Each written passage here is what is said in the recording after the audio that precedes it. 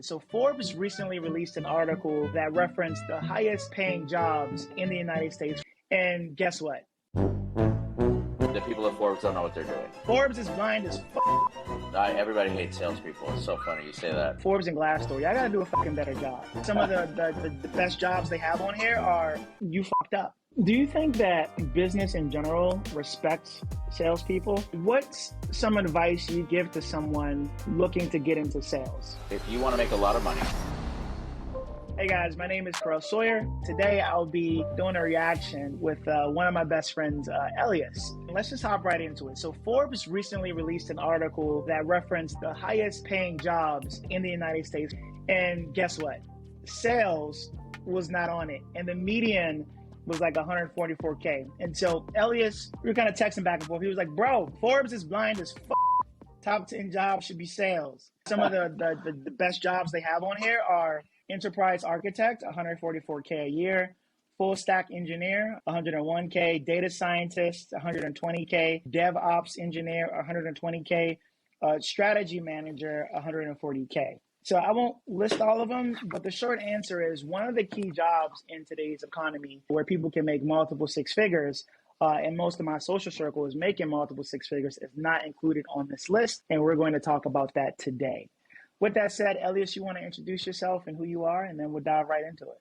Thanks for having me, Keril. Eliyas Tadesse, in tech sales for over a decade, but, going back to when I met Keril and I met about 10 years ago. We met at a company that we used to both work together at. We had a blast, and we've been working together. We've been in business together. We've been traveling together all these years, right? But my story starts about 28 years ago.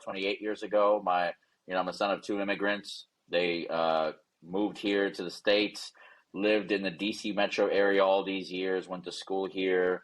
They moved us out here to have a better life. And, I got my start in sales back in 2008 after college. And what I found was that some of the highest paid people in all industries are people in sales.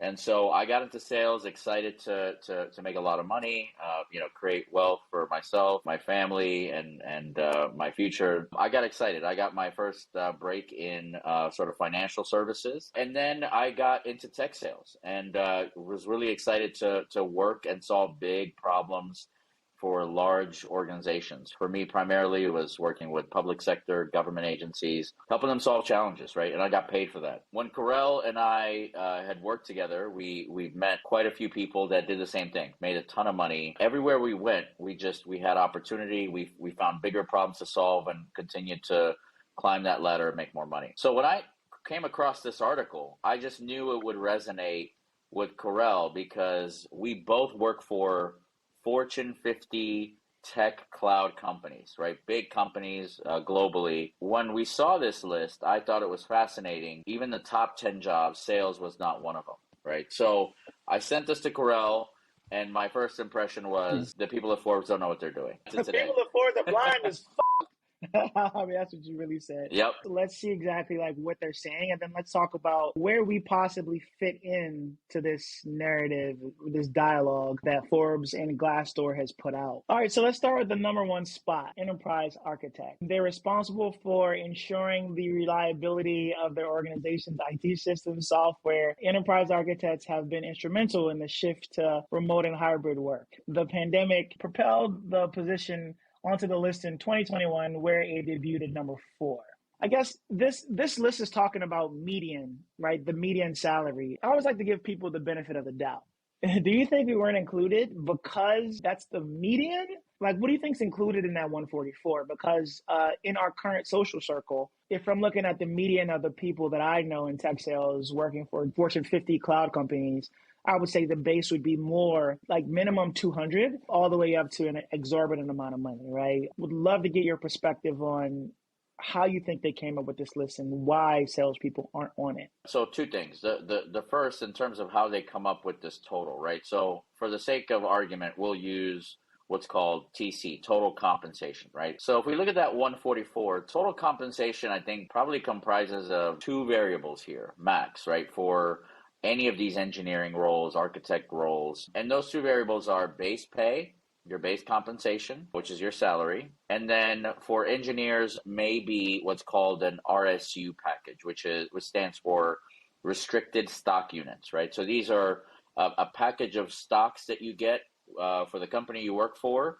Typically, they're tied with a vesting period, so you got to hold them for a certain number of years before you own 100% of that package. And when you add the value of your RSUs, or if your company's not public, maybe stock options, plus your base pay, you get this total compensation package. To answer your question of, because of this is representative of an average, if that's why we were not included, I kind of disagree with that, because I think in sales we have something that's really unique, right? We have a variable compensation portion of our compensation, our overall total compensation, and that's our commission, right? So we still get our base pay similar to enterprise architects.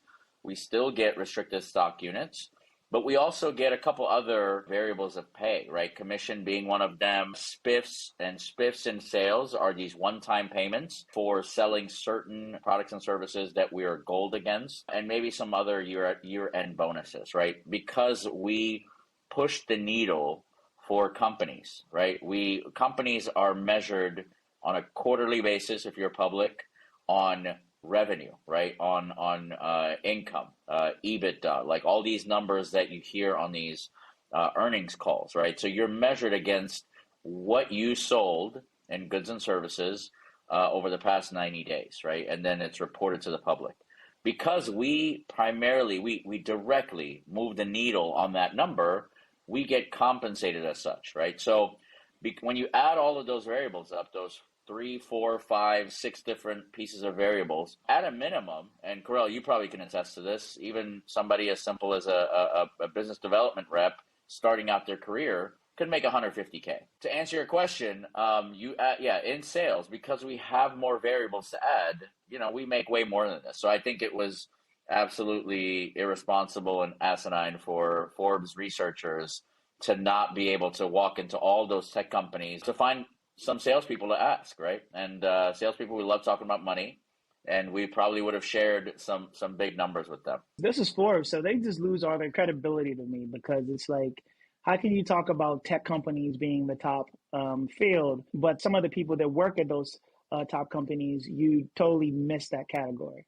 To me, that's just like, they're doing people a disservice. Nothing against enterprise architects. They make a ton of money. But if you have technical skill set, but also have emotional intelligence, and some of the other analytical skills that it takes to be a successful salesperson, and that option is open to you, I feel it's our duty to at least share that with people, which Forbes totally just fucked up on. Agreed. And it's fascinating that a publication like Forbes messed this up, because what they're known for is documenting Wall Street, right? They're documenting guys that actually move the needle in large economies. They're moving 9, 10, 11-figure deals that change economies with Wall Street traders, Wall Street brokers, right? Wall Street hedge funds. So they're used to being around salespeople all the time. It's interesting that when they went to tech, they completely missed that group of people, right? That entire business unit called sales. Do you think that business in general respects salespeople? And let me provide some context. So I was talking to JR, and he was like, "Kay, you think they give a shit about salespeople or the developers or the engineers that actually develop in the products?" And I was like, well, where I currently work, I definitely think that the engineers are more respected or have more quote unquote power, for lack of a better term. But until something's sold, nobody gets paid, or nothing gets built, or something's built and nobody can communicate effectively how that thing or that widget help solve a problem, and all the nuances in between just looking at the product or service. I think that you really don't have a successful organization. Yes, there's ads. Yes, you can automate stuff. But for the most part, I think salespeople are relevant, but would love to get like your take and perspective. Because everybody hates salespeople. Everybody hates salespeople. It's so funny you say that. I think there's a saying that kind of misses the mark, which is, if we build it, they will come. That's not true. That's not true in almost anything that you do. If you build it and you hire salespeople, they'll come and they'll sell what you build. That's sort of my modified version of that saying. You can have the smartest people go out there and invent, innovate, build, but you actually need somebody to go sell that, right? So let's just say you are first in the market, right? People are coming after you because you've got that one product or service that nobody has, right? You got first mover advantage. How long does that last? Not that very long. Like, how many monopolies do we know? Not that many, right? So then you got to think, well, there are other smart people that could do exactly the same thing in a different way. And now what we've created is competition, right? So now if you're competing, then what's your value really, right? So is it going to be a race to the price floor where everybody's going to undercut everyone else? Or are we going to try to find value and differentiate and have somebody paid the same or more for a similar product or our similar product? How do we do that? We do that with salespeople. Now, you can argue that, we've got the most educated consumer today than at any time in history, right? You can go and you can say, hey, that new iPhone 13 came out.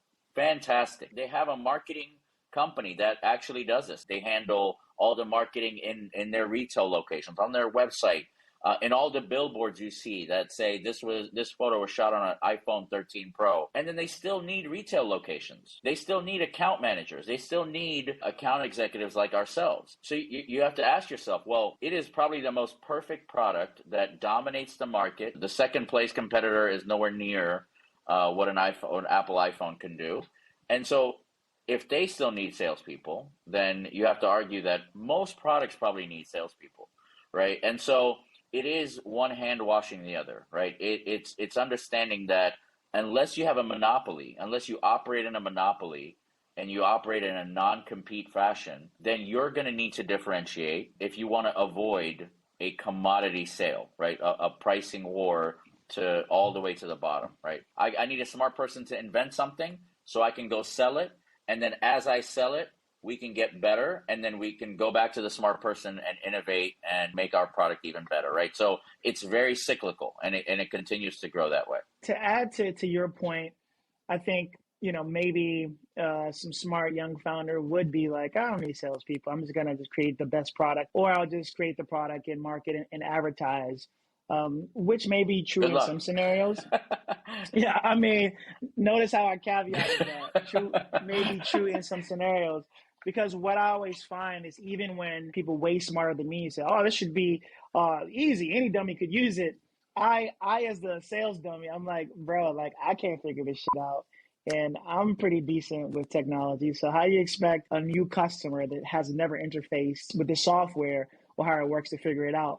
And I think that's where we come in, right? Just like the nuances, like the in-between, like understanding like how the human mind actually works and how to really solve problems and speaking to somebody in their terms and translating the technical jargon speak for someone that's trying to solve a problem. I absolutely agree. I think because we were talking about this earlier, why is there a stigma against sales, right? What people are used to in terms of their experience with salespeople is on a personal level, right? Like consumers on a personal level where you may go out to a retail location and buy something for yourself, your family, your home. And so you're not buying for a large organization, right? Maybe folks that are specific in their organization, considered in procurement or professional buyers in large quantities for large organizations. We're not talking about those people. We're talking about the average consumer is really dealing with inexperienced salespeople, right? To kind of bundle everybody up and say, we don't like salespeople because of my experience is like saying, we don't like piano players because we're only used to listening to 6-year-old piano players that just started playing piano. If your experience with salespeople is on a personal consumer level, well, you're dealing with a lot of people that are just starting out, right? You're dealing with people that do not need a specialized skill, certificate, or diploma to get into our industry. You're dealing with people that don't have a barrier to entry to go sell consumer goods. And so you're going to deal with a lot of people that are not experienced in the field. Now, as you graduate to what you described as enterprise sales, we are, some of us that have been in the industry solving big problems for big corporations, dealing with B2B or B2C, and by C I mean corporation, B2G, to selling to government. We're solving big problems. In some cases, we're uncovering problems and challenges that even the buyer is not aware of. When we're uncovering this and documenting it, we're finding pain points that either exist or could exist in the future, right? So in some cases, we're solving problems that haven't even happened yet, right? So if you think about insurance, that's what insurance does. It solves a problem in the future. If that's what we're doing for a living, right? So our level of sales is really separated from this large pool of consumer sales, right? So as it relates to this article is really talking about the latter, right? It's the complex sales of technology sales that we're talking about, and it is highly regarded, highly complex, and you're paid for it in line with your experience and the problems you're solving. So it's definitely a great industry and great job to get into. And I encourage as many people to get into it as possible. So let's expound a little bit on the point of how people in society view sales, right? And I'll give you an example and some context, and then I'd like you to add to that based on your personal experience. So usually when I'm walking into a room and we're getting to some sort of negotiation, somebody will say to me, this adversarial take, oh, you're the sales guy, so how much is it going to be? And what I typically tell them is, listen, I'm actually not a sales guy. You have a problem, that's why I'm here. So if you don't have a problem, then I don't need to be here, right? So my job is to really help you understand what's important to you and help you gain clarity on how you solve your problem. If you tell me that you don't need me, I'll leave, right? Because it's more of a qualification game of someone helping to solve a problem using my intellect more than it is of what society typically shows on TV or the stigma of what the typical sales guy in Hollywood looks like. Can you share your experience of how you think about that? The reason we have so much stigma across sales is the fact that Hollywood and media has done a horrible job of documenting it in movies and shows. If you can think about every single experience you have in Hollywood as it relates to sales, you can think as far back as Glenn Ross, the original sales movie back in the day with Alec Baldwin, where you actually see how hard the job is. You see guys struggling to make a sale. You see them actually twisting the truth in some cases to make a sale, right? To qualify for a bonus. And then you think about movies like Boiler Room, and you think movies like Wolf of Wall Street, where there's some connotation that the activities that we actually participate in are in some cases illegal, right? So what you find is that Hollywood has done a bad job of not romanticizing sales because they are really going for action, controversy, in a lot of cases tragedy in some of the stories, right? So sales is never really depicted as the hero in the movie, right? That's the reason that there's a stigma. How we overcome that, I think, is understanding that we go after big problems that we can solve, right? So you can definitely get into, retail sales, consumer sales, and it's going to be transactional. So you will still feel some of that stigma because your goals are very transparent. It's immediately obvious to your consumer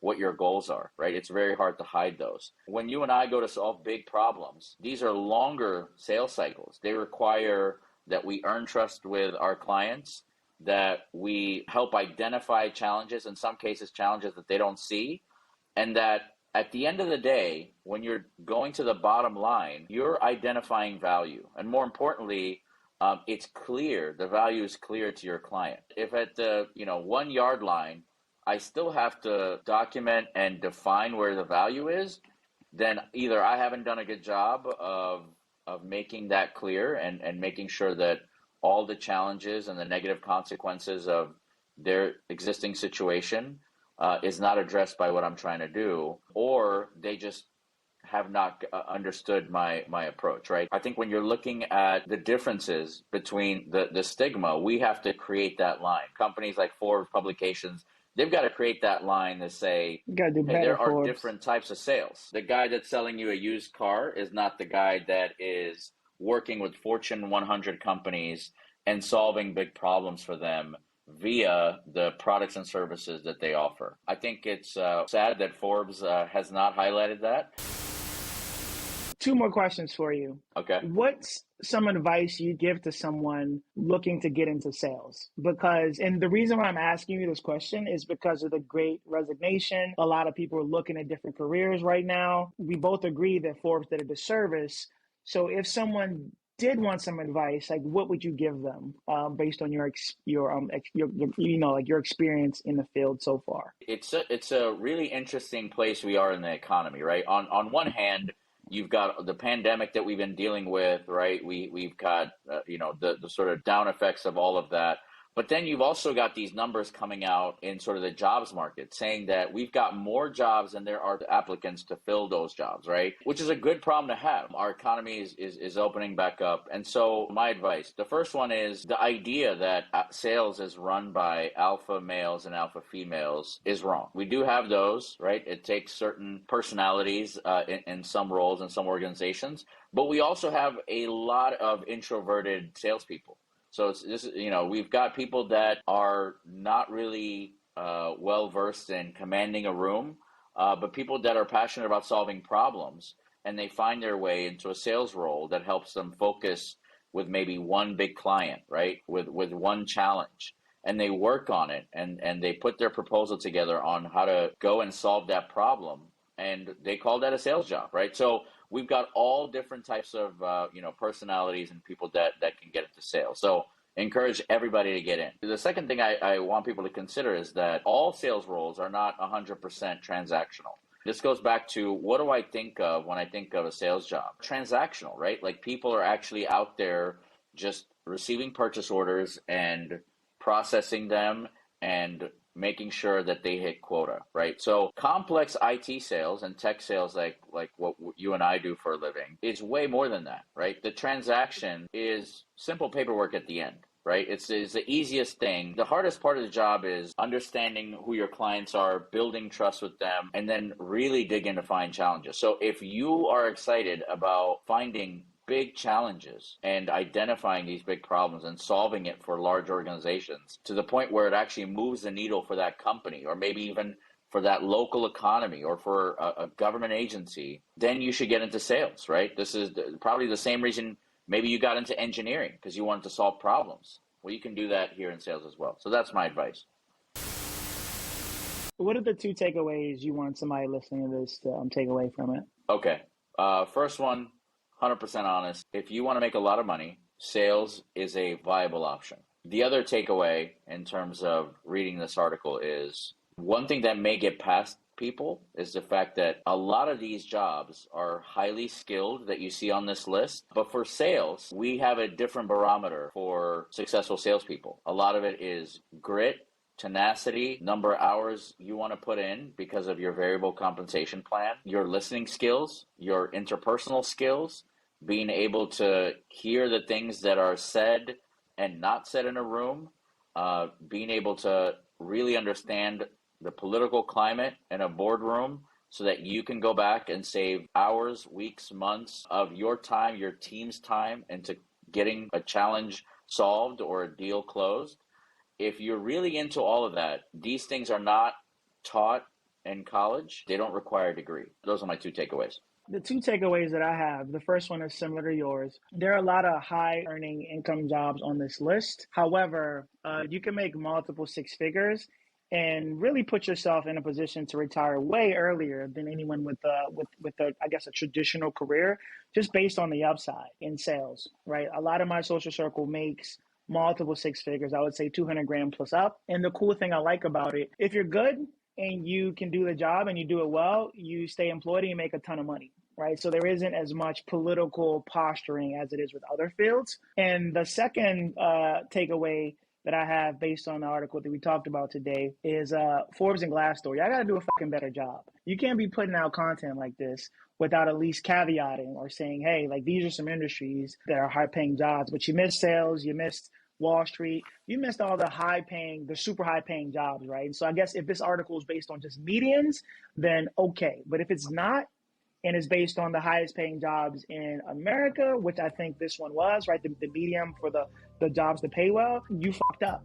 With that said, if you like content like this, if you're on YouTube, you can subscribe to the channel. If you are on the blog, you can put your email address in, and I'll make sure that every time we release content, that you're aware of it and you get the updates. So with that said, I'd like to thank my guest for coming on today. I appreciate you, my friend. And we will talk to you soon. Peace out. Anytime. Sounds great. Bye.